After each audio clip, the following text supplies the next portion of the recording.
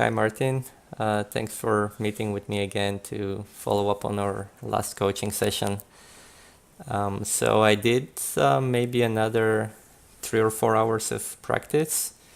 Um, Same weather conditions, car and track, and I did improve my fastest lap time a little bit. Um, I did a 1:21.9, and just now, before an hour ago, I did another 1:22.0. Um, so yeah, I think um, yeah, there's definitely some improvement. One of the things I struggle the most with is um, being able to repeat those fast lap times. I looked at Marty's data pack, and his average lap time is 1:21.6, and his fastest is 1:21.5. So he was able to very consistently um, turn laps within a tenth of each other. And I don't think I sometimes sort of get in the zone and I'm able to do this, but um, most of the time I have a pretty big margin of differences between the lap times. So, is there any magic trick? Is it just practice, or is there something about like the mindset or mentality um, that can help me um, turn more consistent lap times? Well, I don't think that there's some sort of magic trick to it. Partly, just comes with practice and having more routine in it. The other thing is probably, at least that's what's helping me the most, or helped me the most in the past, to get to the really good consistency at some point, is just not thinking about the driving anymore. It sort of needs to be mostly subconscious and sort of automated. But Mm-hmm. that's also probably just a side effect of becoming very routine in that, for that matter, and just that comes with practice, I guess. Mm-hmm. Just experience and So, practice overall. so what do you think about? I mean, where's your attention focused on once you're in that mode? Basically, it's just about you know driving against other drivers, not driving the car itself anymore. Mm-hmm. That's the thing. In qualifying, for example, when you're alone on the track, I don't even know what I'm thinking about. It's really I can't even tell. I don't Mm-hmm. really know. I don't really think about anything in particular there. Mm-hmm. Driving is somewhat automated. Mm-hmm. But you're noticing things like you would know if you make a mistake or if you know if the car doesn't do what you want it to do. So it's not like your mind is completely shut off, but you're not consciously trying to hit a break point or whatever, right? Yeah, exactly. I mean, it's just subconscious. The brain isn't shut down or anything. I'm not driving like a zombie or something, Mm-hmm. but you're not really actively paying attention to things. I mean, if Mm-hmm. you drive your real car, you also do things subconsciously. You don't Mm-hmm. think about pressing the clutch and then shifting gear. It's Mm-hmm. If you think about shifting gear, you automatically press the clutch down as well. Mm-hmm. That's I mean, I don't know how often a driver shifts Mm-hmm. if you drive a manual car, that is, Mm-hmm. during a day. But Mm-hmm. I guess when I travel to university and back, Mm-hmm. I probably average about 200, 250 shifts or so Mm-hmm. in between. And Mm-hmm. if you do that for a couple of years, Mm-hmm. it sort of just gets automated. You don't think about it. And the same thing Mm-hmm. is with racing. At some Yeah. point, you just don't think about, okay, I need to brake at that exact marker. You just sort of Mm-hmm. you do it automatically.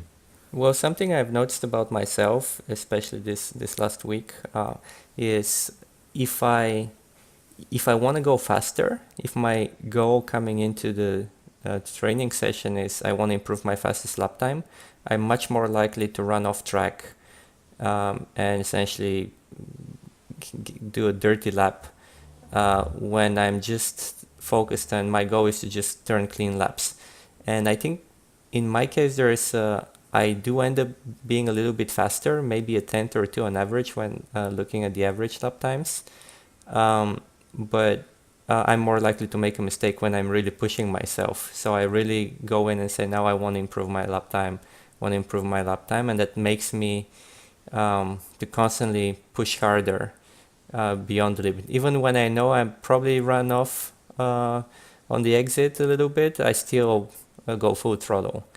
Um, And when I'm more relaxed, more calm, maybe I drive more subconsciously, but then I somehow leave myself more buffer.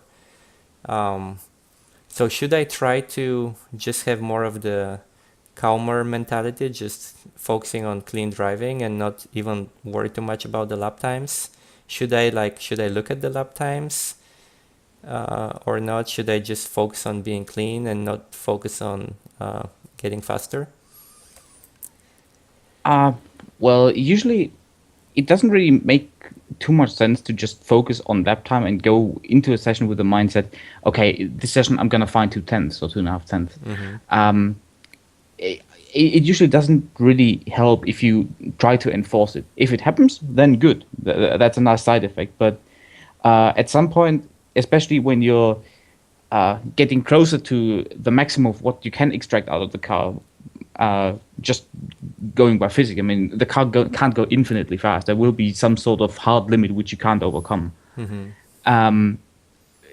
When you go to that, it would just lead to frustration if you want to do a session and improve your lap time. Mm-hmm. Sometimes it just won't work. Sometimes you just maybe also doing it in an inconvenient time of day, you're tired and you can't improve, and it just leads to frustration. So usually I'd recommend just not focusing too much on lap time, and just do, if you have time and want to practice, do so, and just log safe laps, not going into it like, okay, I'm just driving around. Just try to go fast, but don't put too much focus on improving the lap time. If it's not improving and staying somewhat similar to what you already achieved the day or so before, or even if you get half a tenth or a tenth slower, that doesn't really mean too much, in my opinion. It should just be over time, not necessarily from one day to the other, but if you look at the spectrum of 1 week to another or 1 month to another,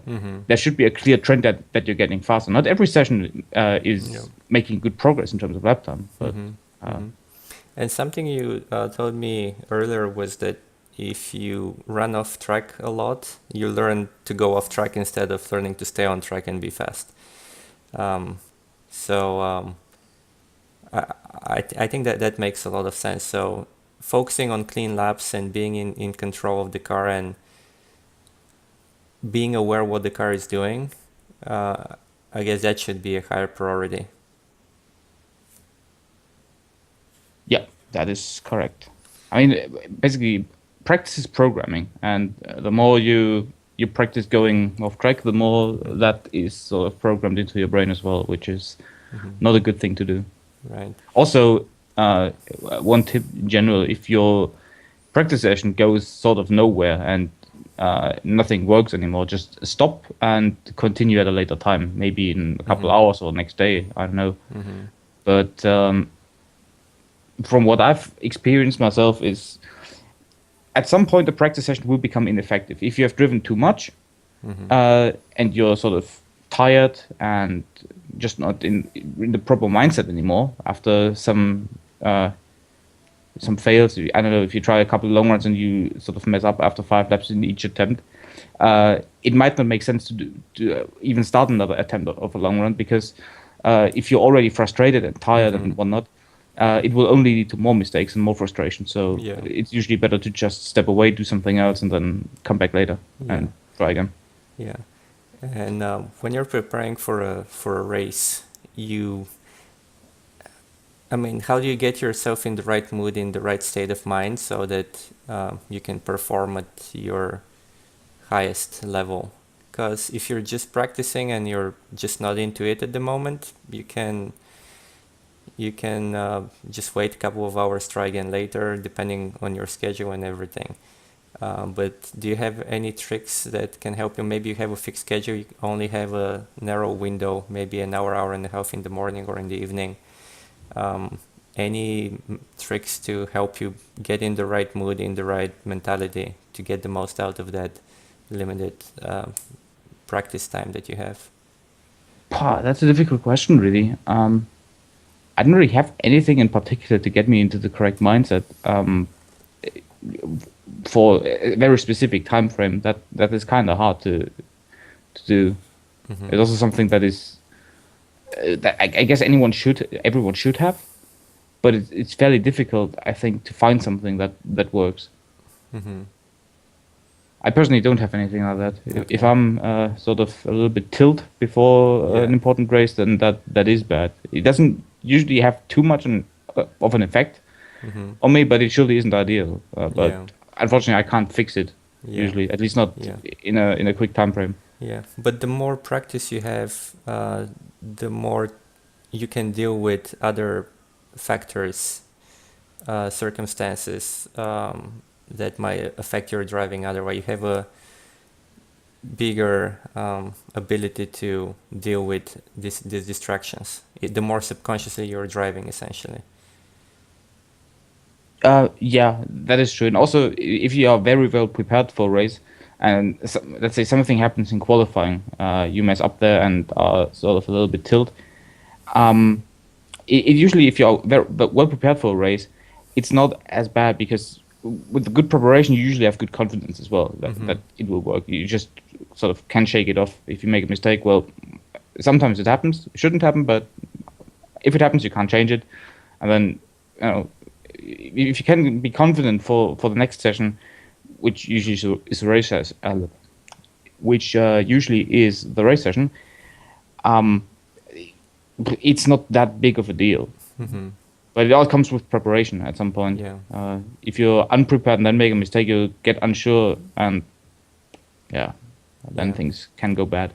Okay, so what I hear is it's fairly normal to get frustrated sometimes, but the point is stop, come back later when you're in a better mood, and try not to get frustrated. Try to actually enjoy the practice as much as possible and not obsess on always improving the fastest lap time every single session, every single lap. And just know that over time, this practice builds up this experience, and then you're able to do more and more subconsciously, and over time that's what gives you the consistency. Yeah, that pretty much sums it up. Okay, excellent. Cool. So another thing, so I mostly focused on turn one, on the first turn and the last turn. And turn one, I moved my brake point a little bit further to match Marty's. And I think if we look at I haven't looked at my fastest lap from today, but my fastest lap from the other day, I think it was almost perfectly matching his trace. But what I found is that it was very difficult for me to consistently take this turn with this breakpoint. And something I think I got a hang of today was because when I brake later, I'm more near the limit of the traction of the tires, so it's easier. The closer you get to the limit, the easier it is to make a mistake. And I think that was something, especially on turn one, that's very frustrating because I wanted to nail it and I couldn't. And then the rest of the lap, I sort of have this frustration that I messed up the first turn. But I think what I finally figured out is I think I tried to turn the wheel the same way as I used before, and I think I was able to turn more when I was carrying less speed previously. But now I realize that I need to just very gently turn the wheel, and I was able to still keep the car balanced. And only later, after I sort of clipped the apex, I could actually turn more while I'm accelerating. Does this make sense? Yeah, that sounds reasonable to me. Okay. Um, okay, so could we Just somehow confirm that with the data? yeah, of course. I guess you're talking about the session from the 14th of July, Um, 1:21:09 no, I time. think at that point maybe I just did that one lap. But I think that today in this session from today I actually I had a better feeling through turn one. Okay. So maybe let's look at today's fastest lap against Marty's. Okay. Yeah, that sounds good. I guess we start with Sector 2 immediately. Since, Yeah, let's start with Sector 1 is just a straight. Sector 2. Okay. That looks much better than the other day. Breaking point matches up really nicely. That's good. I guess we should probably start with the line first. Okay. So, yeah, your car is exactly matching Marty's line on the straightaway and the sort of beginning and also middle and even not necessarily the end of the braking phase, but during the middle it's matching perfectly. Although you turn in a little bit earlier, but and then run a little bit wider after the curb ends, and then go in a little bit further to the inside again. Yeah. But overall, the line doesn't look bad at all. I mean, the time difference also is extremely small. We're talking about 2/100ths of a second. That's not a whole lot. Yeah, so I guess I may be even turning too much at that stage while I'm still braking, relative to Marty at least.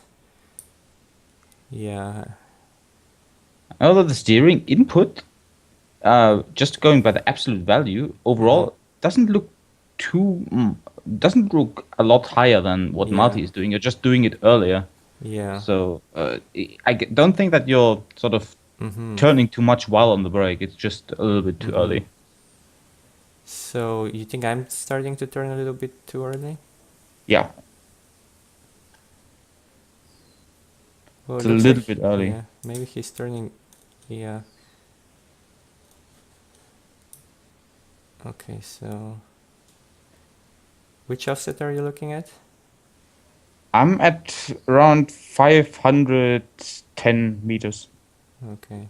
Although what's funny is your car is moving much more to the right while you're turning a lot less.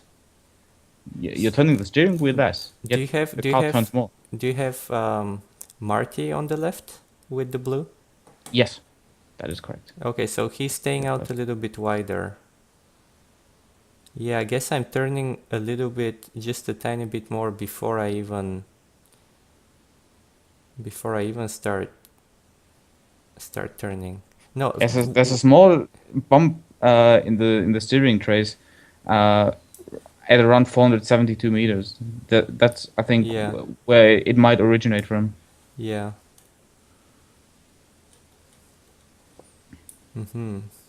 But then it looks like he's actually turning more than I do. Yeah, he's turning the wheel more, a good bit more. I'm not sure whether that's good. It's probably a little bit much. Okay, so looks like I see. So I'm starting to turn a little bit early while I'm still halfway through my braking, and he waits a little bit longer before he starts turning the wheel. Maybe that's what sets me off on a slightly different trajectory at the beginning. Yeah, likely, and that's probably also causing the different trajectory, sort of in the middle of the corner once the line have crossed over. Since you're a little bit too far on the inside in the beginning, you sort of probably run wide there for an exit. Okay. Also, you could maybe use a braking point just a tiny bit earlier again, since you're a little bit too fast into the corner. It looks like, going by the data. Why do you think so? When you're gaining a good bit of time just before actually hitting the apex, you're at the peak 8/100ths of a second quicker. Yeah. But you lose everything again. Yeah. I see. That's probably a little bit better to gain a little bit less in the braking zone and lose less, or maybe even gain something at the exit. Usually those cars, it's not necessarily the biggest thing in the Skippy, but in other cars, it's definitely an important thing. You don't gain much on corner entry. Where Yeah. you usually gain things or lose things Yeah. is corner exit. Okay, so I'm applying slightly less brake pressure than him. That's probably why I carry more speed. But then I scrape it off the moment I start turning harder. Okay. Okay, cool.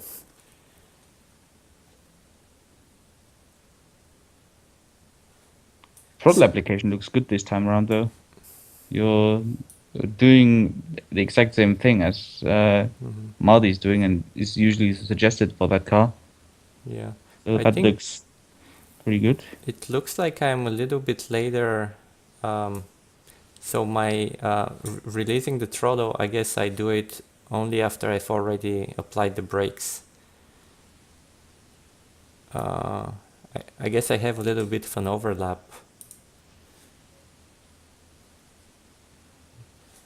On throttle release, yeah, that is true. You have a little bit of an overlap there.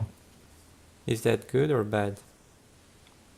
Well, technically speaking, it's a pretty bad thing, but it usually doesn't really cost a whole lot of time. There are things that aren't simulated yet Mm-hmm. that would probably be a little bit of an issue, Mm-hmm. like brake wear, for example. If you Mm-hmm. sort of accelerate and use a brake at the same time, Mm-hmm. you're basically working two systems against each other, Yeah. which doesn't make a whole lot of sense. You don't want Mm-hmm. an engine accelerating you while the brake is trying to slow you down. That Mm-hmm. is bad, and it also usually increases fuel consumption Mm-hmm. and energy consumption if you talk about cars that have energy recovery systems. Mm-hmm. So per se, it is a bad thing. It doesn't slow you down immediately, though. Mm-hmm. Um, for the cars that have the ERS systems, it will slow you down in a way that you just have less energy available to Mm-hmm. propel the car. Mm-hmm. But most people do have that. It's a pretty common thing for people that do left foot braking. If you brake with your Yeah. left foot, Mm-hmm. Yeah. most people are earlier on the brake than they are with releasing throttle. I don't know Yeah. why that is. Mm-hmm. I'm doing that myself. I'm trying to get rid of it, but it's a Mm-hmm. hard thing to do because Yeah. if you're used to that and have done that for ages, Yeah. changing that habit is Yeah. quite difficult, So unfortunately. is that something I should try to pay attention to Yeah, until I it bake would be it? good, Yeah. but in your case, it's not excessive. I've seen people that hit peak brake pressure and only then start releasing throttle, Mm-hmm. which Okay. then definitely is an issue. With in your case, you're off the throttle before you hit peak, and around the halfway point when you're around 50% throttle, Mm-hmm. you're also only around halfway of the brake Yeah. pressure. I see. So Yeah. there is an overlap, but it's not terrible. So Okay. it's not a thing that I would say you need to fix that before you do anything else. Okay. It it's something. It would be nice if you can fix it, but it's not Yeah. top priority, I'd say. Yeah. Got it. And then another thing I was looking at earlier is brake speed and throttle speed. It looked like Marty is on and off the pedals faster than I am. It seems only marginally different. Yeah, he seems to be a little bit faster in most cases, in with applying or getting out of the throttle and the brake. Mm-hmm. It's only marginal, really. Okay. The differences are not too big. If you look at the brake and throttle traces themselves, Mm-hmm. the shape looks pretty similar. It's not like you're Okay. taking 2 seconds to get from basically no throttle to 100%. It's a matter of, I don't know, maybe a couple 1,000th of a second difference. So Mm-hmm. I don't think that it's very relevant. It's not Okay. pointing to an issue where you're sort of losing lots of time just because you're a little bit slower in moving the pedals. Mm-hmm. Okay. Okay, cool. Usually anything over around 500% or so per second is absolutely fine, and you're you're on the brake, you're slightly below 500. On the throttle, Yeah. you're, I think, way over 500. Oh, actually no, it's also around I actually yes, Yeah, you're it's at around minus 900. 1,000 Yeah, and plus 1,000, and yeah, in the other case around plus 500. So yeah. I don't think that it's relevant really. Okay, okay, cool. Um, so let's see. Maybe let's take a brief look at 6, because I Six, know yeah. I had the delta bar. Is that what it's called? Yeah, delta bar. I had the delta bar on. I think that wasn't my best lap through that sector, but I thought I've improved the line. I was pretty far off Marty's line before. Let's see if that's somewhat better. Yeah, let's see. You're definitely closer to the edge of the track on entry from what I remember from last session. Mm-hmm. But there still seems to be a little bit of a problem that you can't, or at least in that lap, you didn't really hit the apex as good. You Mm-hmm. could drive a little bit closer to the inside curb there. Yeah. And also the same problem as last session is still somewhat there. Is you're just not using all the available space on exit. You Mm-hmm. could sort of just use more space Yeah. overall. What you're doing though is um, you're slowing down too much. I think Mm-hmm. from what it looks like, you're much earlier on the throttle than Marty is, Mm-hmm. but yet at the same time you don't run as wide. Yeah. So that sort of indicates, Yeah. and it's also backed up by the data, that Yeah. you're slower mid corner. Yeah. So that means Uh, I'm applying too much brake pressure. I mean, the begin and end of braking is about the same, but I guess I'm applying way more brake pressure. yeah, although it's only slightly more really in terms of peak.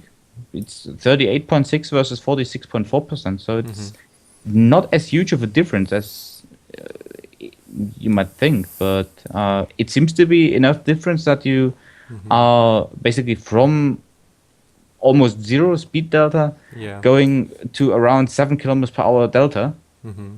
in the middle of the corner. And I think that's a point where the time difference comes from. Yeah. Could it be this slight application of throttle that Marty does at like 2,700 meters? Mm, it could potentially be, yeah. I think the speed delta there is increasing, but I'm not sure that why that spike in throttle application is there. It could be that he slowed down too much and noticed, and then increased Mm-hmm. speed again before he hit the apex. Yeah. Because usually, at least from what I've experienced in the Skippy so far, Mm-hmm. you wouldn't want to use any throttle mid-turn because Mm-hmm. that would just add understeer to the car, and the car already has a little bit of a Mm-hmm. problem with understeer, usually in that Mm-hmm. corner. So I'd avoid going at the throttle in the Yeah. middle of the corner and only start accelerating uh, when it's time to do so. So I guess that was maybe just a little bit of an error correction. If he Mm-hmm. slowed down too much or so and noticed that he Mm-hmm. was too slow, he probably increased speed again or something. Mm-hmm. Let me see if I want to look at my optimal lap. I don't know if it's gonna look good because it sometimes doesn't stitch them up uh, very well. Um, but I want to see what this sector looks on my optimal lap.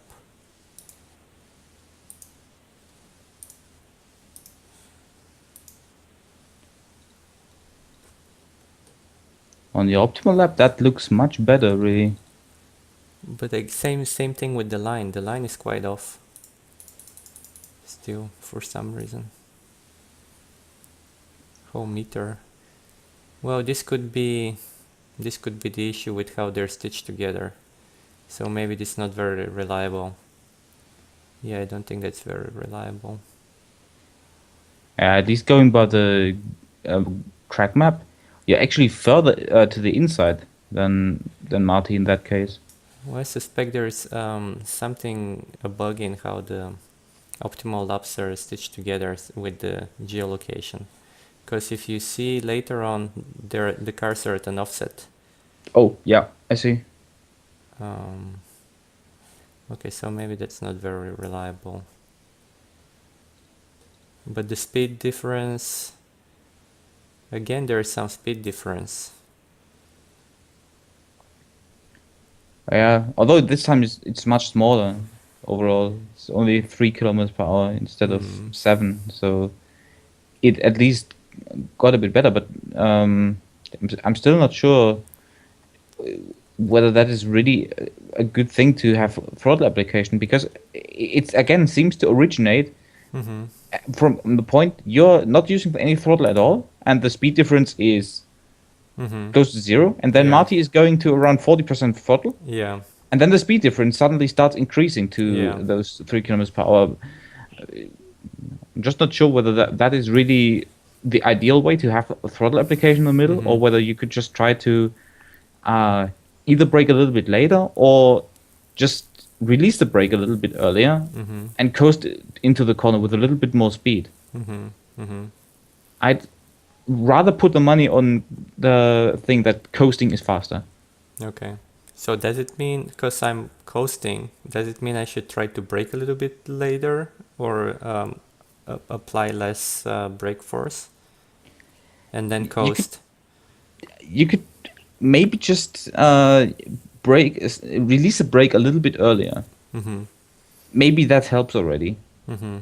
I wouldn't necessarily try to brake much later, Mm-hmm. because if you overdo it, might just lead that to the problem that you're sort of overusing the front tire with braking and with turn in, and then the car will just understeer even more, and you will probably not Mm-hmm. hit the line anymore. Mm-hmm. So I just, at least for starting, Okay. in trying to improve the sector, I just release the brake a little bit earlier and get the speed delta in check, Mm-hmm. and keep throttle application and everything roughly the same. Maybe a little bit later on the throttle, because you'll probably be forced to it by just going through the corner a little bit Mm-hmm. quicker. Mm-hmm. And after that, when you're comfortable with it, you can then maybe try to substitute the coasting by just going a little bit later onto the brake and brake deeper into the corner. But Mm-hmm.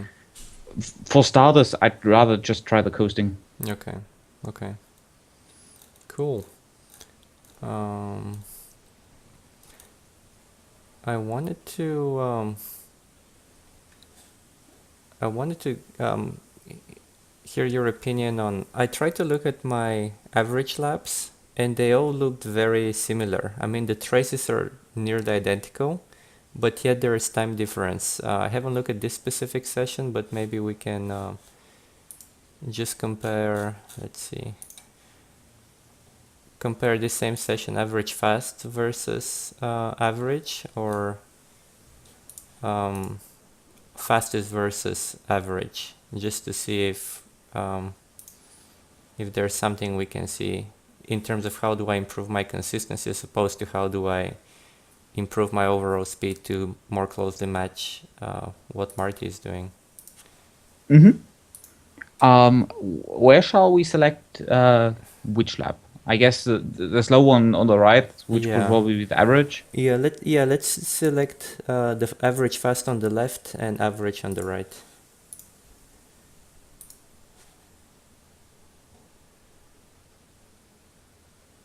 Okay, Well, one thing got I'm it. noticing is fuel level is different.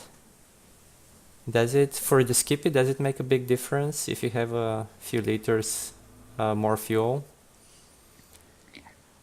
Um, a little bit, since the car is fairly light and a couple kilos can actually make a fairly large difference in terms of curb weight in terms of percentage. You're adding a couple percent of weight, or Mm-hmm. probably not even 1%, but uh, you know, Mm-hmm. uh, if you add 5 liters to a car that weighs 5 tons, it doesn't really matter. If you Mm-hmm. add 5 kilos to a car that only weighs 500 kilos, Mm-hmm. then it's Yeah. a bigger swing. But I wouldn't say that the fuel level is probably the culprit of why there's a Mm-hmm. difference. I'd much rather say that it probably would originate from warmer tires or more tire pressure buildup. Mm-hmm. Usually, those cars, the Skippy is a pretty good example for that. those cars usually gain a good bit of lap time the longer you run it, at least Mm-hmm. up until a certain point where the tire starts Mm-hmm. showing a little bit of degradation. Mm-hmm. But going out from the pits and then the first hot lap, Mm-hmm. I'd expect maybe in lap 5 or so that Mm-hmm. the car is at least 3 or 4 tenths faster. Mm-hmm. Okay, so that's quite significant difference. And how much would the fuel alone be worth? Would it be a tenth, couple of tenths, or not even that much? It's hard to judge really. It's also track dependent, but Mm-hmm. on most tracks, I would say that it's maybe half a tenth. Okay, so yeah, it's very marginal. And in fact, I think if I look at my laps near the end, so lap 20, 21, 22, 20, well, 20 was a bad lap, but 19. So near the end of the stint is when I had my best lap times. And I think the beginning was I was sort of getting into the zone. My initial few laps weren't good. So yeah,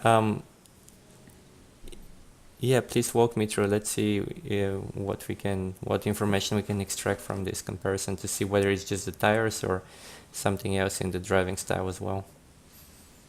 Okay, yeah, well, let's take a look real quick. I'd start with sector 2, as Mhm. usual. Mhm. And from what I can see, the line is a little bit of a little bit different. Mhm. In the average fast lap, you seem to turn in a little bit earlier and seem to run just a couple meters less, I guess, on entry. And on Mhm. exit, yeah, there's a small difference. You're running a little bit wider, but Mhm. I think the difference is kind of marginal. Mhm.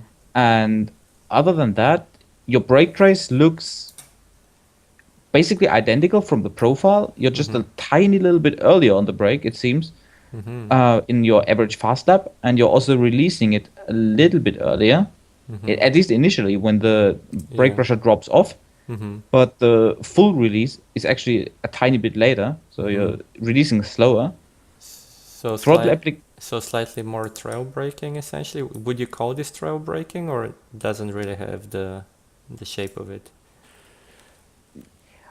well, it falls off too dramatically. It sort of looks like a kind of a square. It Mhm. rises, stays Mhm. constant, then slows, goes down again. Mhm. Um, but I guess you could call it kind of trail braking. I mean, you're still 20% in the brake while you're turning in, so I Mhm. guess that counts Mhm. for that. Mhm. And throttle wise, you're actually accelerating later, but much harder in your Mhm. faster laps. Yeah.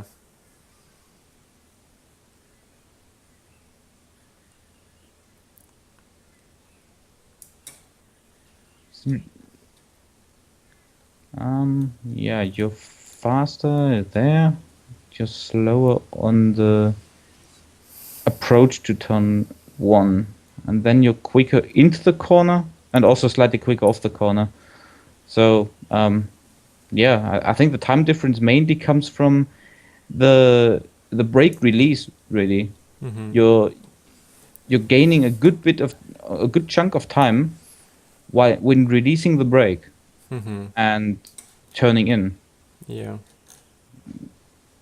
At least Mhm. that's what the time graph would suggest. Yeah. It stays somewhat similar and up until the point around 529 meters, Mhm. roughly.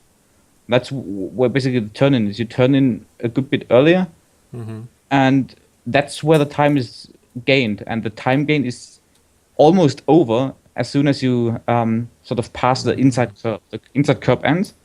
The Yeah. lines are basically matching each other again, Yeah. and then the time stays somewhat constant. Yeah.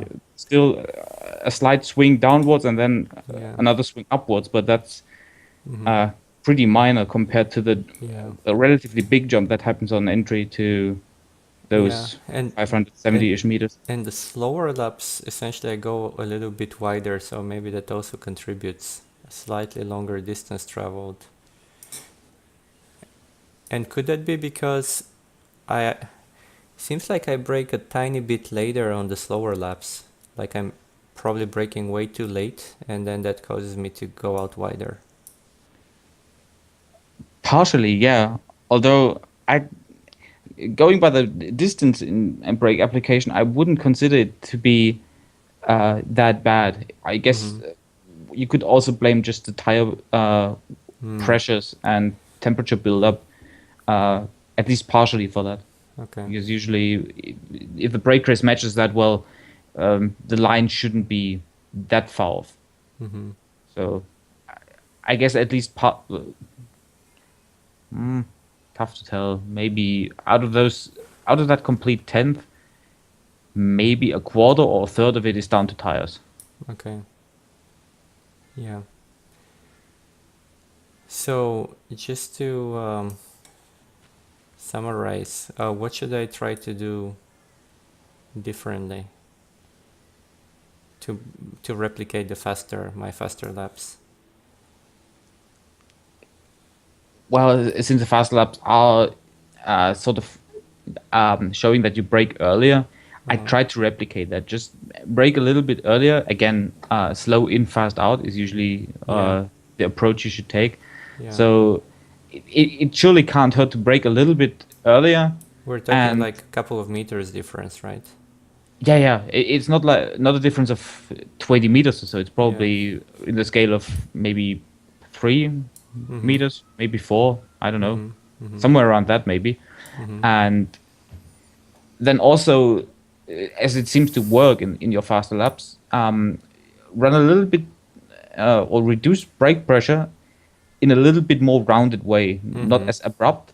Yeah. And also, the throttle application seems to be better in your faster laps Yeah. when you're not going into the throttle Yeah. as early, but Mm-hmm. rather wait pretty long and then Yeah. really go at it and Yeah. go to 100% immediately. Right. And also the line, but I guess the line is sort of Yeah. probably related to the brake race. Yes. Yeah. Yeah.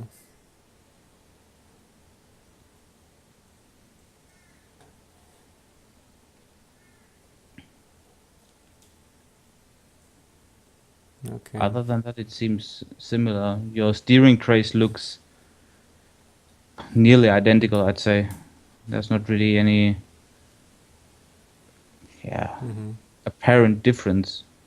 Yeah. There seems to be a small deviation at around 540 meters, where there seems to be a lot more steering lock on your faster laps, Uh-huh. but that's pretty much the only deviation I can see. Yeah. Other than that, it matches up perfectly. Yeah. Okay. Okay, I think given that I'll probably only have another half an hour of practice on this track before I start practicing for the next week, I think I'll just focus on turn number 2. So I mean, we're already a little bit over time, and if I'm not gonna really have time to practice it much, it's probably best to just focus on this one. So I'll try to just hit it way more consistently. Like turn 6 seems way more consistent, for example. So even though it's not as fast, but at least it's consistent. Yeah, that's true. The difference is really small. Yeah. Not even 3/100ths of a second. Mm-hmm. Which is kind of surprising because usually that is a corner where tire grip, and especially when the tires are cold and don't have the operating pressure just yet, that's where I would expect a bigger time difference, really. Mm-hmm. But yeah, you're right. The consistency is pretty good. The line looks basically identical. On the faster laps, you're actually using less space on corner exit, which Yeah, I don't run over the curb, if I remember correctly. you probably should run over the curb. Yeah. That probably will be faster. I don't think the car will bottom out that bad so that it scrapes off speed when bottoming out. Yeah. But that actually might explain why there is so little difference. Mm-hmm. Only 0.026, Mm-hmm. which seems kind of low, Mm-hmm. but I'd almost bet money on it that if you run the same line on your faster laps, Mm-hmm. which basically would mean you track out further on Mm-hmm. exit, that you would probably see a bigger difference between the average lap and the average fast lap in that particular sector. Mm-hmm. Then the average fast is probably more in the range of a tenth or so quicker. Mm-hmm. Okay. Okay. Cool. Um, yeah, we're like 15 minutes over time, so yeah, I don't want to take up too much more of your time, but that gives me something to work on for another hour before turning my attention to the next week. So yeah, thanks a lot, Martin. That was as always super useful and helpful. Thanks for taking the time. No problem. It was a pleasure.